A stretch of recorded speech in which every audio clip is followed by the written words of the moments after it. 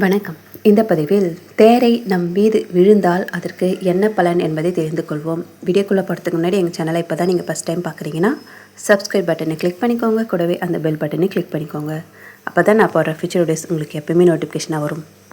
உங்கள் வீட்டில் தேரை வந்தாலே உங்கள் வீட்டிற்கு துர்தஷ்டம் உள்ளது என்று பொருளாகும்.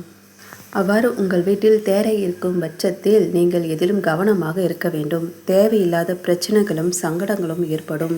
தேரை நம் மேலே விழுவது நல்ல சகுனமாக கருதப்படவில்லை. உங்கள் மேலே தேரை விழுவது உடல்நல குறைபாடுகள் அல்லது தோல் பிரச்சனைகளை ஏற்படுத்தும். குழந்தைகளின் மேல் தேரை விழுந்தால் தேரை தோஷம் என சொல்லப்படுகிறது.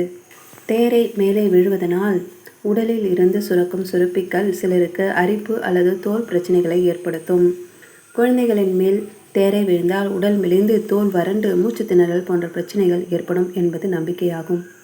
கர்ப்பிணி பெண்கள் மீது தேரை விழுந்தால் பிறக்கும் குழந்தை தேரை போல் இருக்கும் என நம்பிக்கை உள்ளது. தேரை நம் மீது விழுவதனால் இந்த மாதிரி பிரச்சனைகள் ஏற்படும் என அறிவியல் பூர்வமாக நிரூபிக்கப்படவில்லை.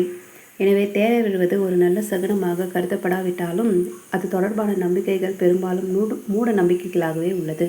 வீட்டிற்குள் தேரை வராமல் இருக்க வீட்டின் அருகில் சாக்கடை தேங்காமல் பார்த்து கொள்ள வேண்டும். பக்கத்தில் செடிகள் எதுவும் இல்லாமலும் சுத்தமாக வைத்து கொள்ள வேண்டும். தண்ணீர் தேங்காமல் பார்த்து கொள்ள வேண்டும். இதனால் உங்கள் வீட்டிற்கு தேரையும் தவளையும் பாம்புகள் கூட வரலாம்.